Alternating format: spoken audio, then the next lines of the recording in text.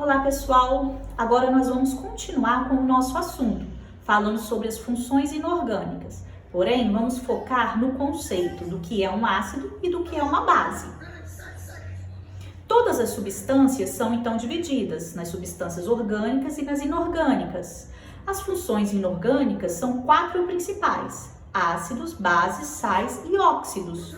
E todas elas produzem soluções eletrolíticas, que conduzem corrente elétrica. Mas o que é um ácido? Bem, intuitivamente a gente já tem ideia de substâncias ácidas do nosso dia a dia, como suco de limão, dentre outras.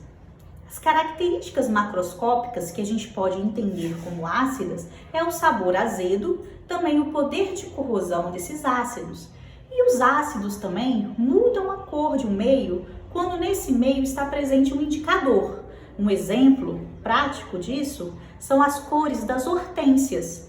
Quando em solos ácidos são azuis e quando em solos básicos rosas. O conceito químico foi definido por um químico chamado Arrhenius, aonde definiu que um ácido é qualquer substância ou composto que dissolvido em água origina como único cátion o H+, ou o H3O+, também chamado de cátion hidrônio.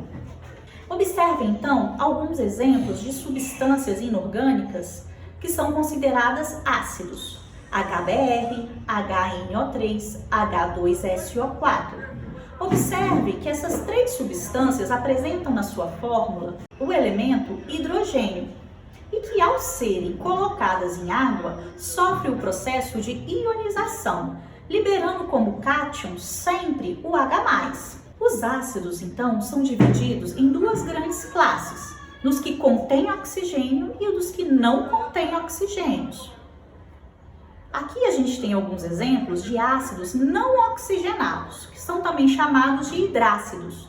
Então a gente tem o ácido fluorídrico, o ácido clorídrico, o ácido bromídrico, o ácido iodídrico, o ácido sulfídrico e também o ácido cianídrico. Observe que em comum, todas essas substâncias possuem o átomo de hidrogênio como elemento de menor eletronegatividade. Aqui nós temos outros exemplos de ácidos oxigenados, que são também chamados de oxiácidos. Observe que na fórmula desses compostos nós temos átomos de hidrogênio, mas também temos átomos de oxigênio, além de um terceiro elemento. Então observem que o que há em comum na fórmula de todos os ácidos é a presença do átomo de hidrogênio. Todos esses ácidos, eles vão sofrer o processo que nós já falamos na última aula, conhecido como ionização. Vamos ver um pouco mais desse processo. Vamos observar esse processo, como ele acontece a nível microscópico, a nível molecular. Observe que nós temos como exemplo o ácido clorídrico, HCl. O cloro é muito mais eletronegativo que o hidrogênio. Então, observe que eu tenho uma carga parcial negativa no átomo de cloro, enquanto que o átomo de hidrogênio do ácido, ele possui uma carga parcial positiva. Isso quer dizer que o cloro atrai mais para si o par de elétrons da ligação, HCl, do que o hidrogênio. Observe então que a molécula da água também possui as mesmas cargas parciais. Nesse processo de ionização, a molécula da água, ela captura um hidrogênio da molécula de HCl, formando o cátion hidrônio, H3O+. Esse cátion, essa espécie química, ficou carregada positivamente porque o elétron do hidrogênio, ele ficou com o átomo de cloro, que ficou carregado, então, negativamente.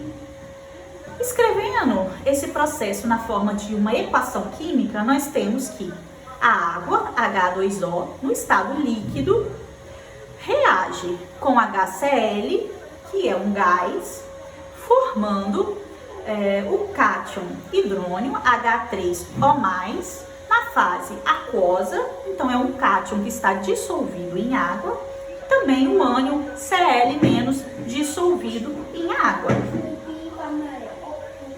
Essa equação química pode ser escrita de forma mais simplificada, omitindo-se a molécula de água do processo.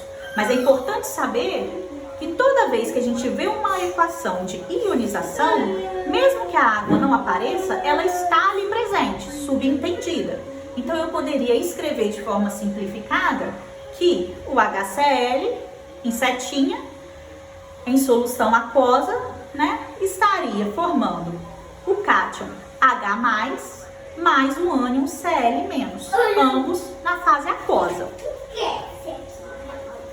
Um ácido importante do nosso dia a dia é o ácido presente no vinagre. O vinagre que a gente tem em casa, vendido no supermercado, é na verdade uma solução aquosa de ácido acético. O ácido acético é um ácido importante que sempre aparece nos exercícios e no nosso cotidiano. Entretanto, ele não é um ácido inorgânico, ele é um ácido orgânico. Observe na sua estrutura, na sua fórmula, os átomos de carbono presentes nesse ácido. Apesar de ser um ácido orgânico, ele continua sendo um ácido e tem um comportamento semelhante aos ácidos inorgânicos. Em meio aquoso, ele libera o H+ como cátion, ele sofre o processo de ionização. E o hidrogênio ionizável dessa substância é esse destacado em vermelho, que está ligado ao átomo de oxigênio. Observem que os hidrogênios ligados ao carbono não são ionizáveis. Isso acontece porque a eletronegatividade do carbono é parecida com a eletronegatividade do hidrogênio. Portanto, o carbono não consegue capturar o elétron do hidrogênio para que no meio seja liberado o H+. Portanto, o oxigênio é capaz de receber esse elétron do hidrogênio, formando então um ânion chamado de ânion acetato e liberando no meio o H+, que provavelmente vai se ligar em água, formando o cátion hidrônio. No nosso dia a dia, a gente tem algumas características macroscópicas da base, de substâncias básicas, que é o sabor adstringente, como o da banana verde. As bases também são escorregadias, como por exemplo alguns produtos de limpeza que contêm algumas bases, como hidróxido de amônia. Entretanto, o conceito químico de base é que ela é uma substância ou um composto e quando dissolvido em água origina como único ânion a hidroxila ou o hidróxido OH-. E essa é a definição também de arrênios.